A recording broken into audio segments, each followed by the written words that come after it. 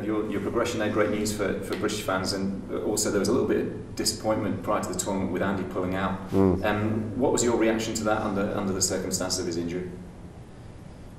Yeah, I didn't have too much of a reaction to it, just because of the situation he's in right now. He's obviously not trying to play a full schedule. He's playing the rest of this year, obviously, to help him, as in help his game.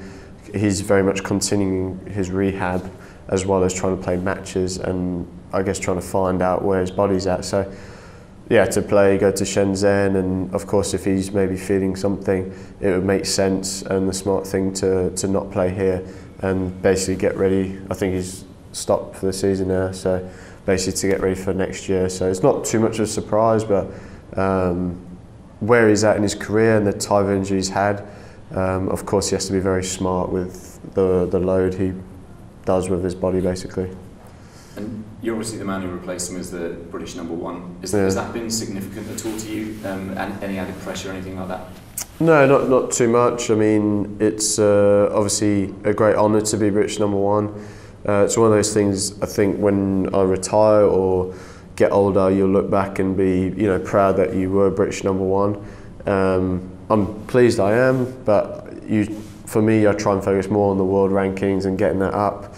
And also, when you do reach certain targets, or you go at career high in world rankings or reach British #1, it doesn't really change your process or the way you look at things. Is still right. Oh, that's good, but let's just continue to work. It doesn't really change anything. And for me, that's the same thing.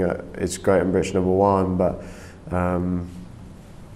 so what? You still got to keep earning your places and draws and your wins, and you still got to keep working. So it's sort of, you just don't really have time to reflect. You just keep going, and that's the way I viewed it.